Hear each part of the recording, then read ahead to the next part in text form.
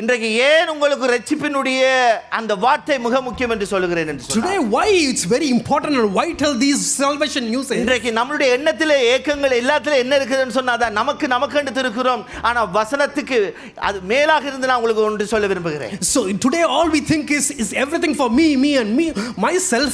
I want to share one more thing I have. ஒவ்வொரு செகண்டுக்கும் கிட்டத்தட்ட 2 பேர் மரித்து கொண்டிருக்கிறாங்க இந்த உலகத்துல. In this world, in every second there are 2 people are dying. ஒவ்வொரு நிமிஷத்துக்கும் கிட்டத்தட்ட 106 பேருக்கு மேல மரித்து கொண்டிருக்கிறார்கள். So in every minute 106 people are dying. கணக்கு போட்டு பாருங்க. Just calculate it and see. அப்படி சொன்னால் ஒரு நாளைக்கு எத்தனை பேர் மரித்து கொண்டிருக்கிறார்கள்? Just see that in a day how many people are dying. பேர் ரட்சிக்கப்பட்டவர்கள். In that how many people are எத்தனை பேர் அதுல ஆண்டவர் அறிந்தவர்கள் இருக்காங்க? How many people know about God? எத்தனை பேர் ஆண்டவர் அறியாதவர்கள் இருக்காங்க? How many people doesn't know about God? எங்க போய் கொண்டிருக்கிறார்கள்? Where those people are going? நமக்கு தெரியும் அவங்க நித்திய அக்கினிக்குள்ளாக போக வேண்டியவர்கள். We all know that they are going into hell.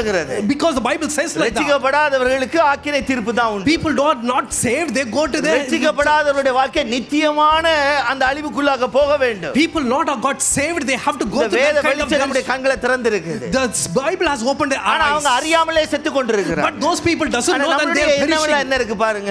But what we have a thought, நான் பெற்றேன். I have received it. இன்னும் வேணும். Still I need. இன்னும் கிடைக்கணும். Still I இன்னும் எனக்கு ஆசீர்வாதம் வேணும். I need more of இந்த ஆசீர்வாதத்தை பெற்றுக்கொண்டே இருக்கணும். We are completely getting the blessings. நல்லா புரிந்து கொள்ளுங்க. Just understand. நானும் நீங்களும் செய்யறது நியாயம் அல்ல. Is it right that we are what are doing? கூடி ஆராதிக்கிறது ஒரு நல்லதுதான். It's right that we gather here and pray அடைகிறதுக்காக தான் இந்த கூட்டம். So for those people we are gathering here. மேலாக தேவ திட்டம் ஒன்று உண்டு. But beyond that there is a plan of God. கூடி ஆராதிக்கிறதுக்கு மாத்திரம் வரதுக்காக தேவ சபை ஆரம்பிக்கல. God doesn't create the church just to come here worship the Lord. அப்போஸ்தல சபை உருவான போது நடந்த சம்பவம் அதுதான். This is what had happened in the time of அப்போஸ்தலர்கள் என்ஜாய் பண்ண ஆரம்பிச்சாங்க. Apostles period all the people started கூடுனாங்க. They were gathering ஐக்கியம் சொல்லி கொண்டிருந்தாங்க.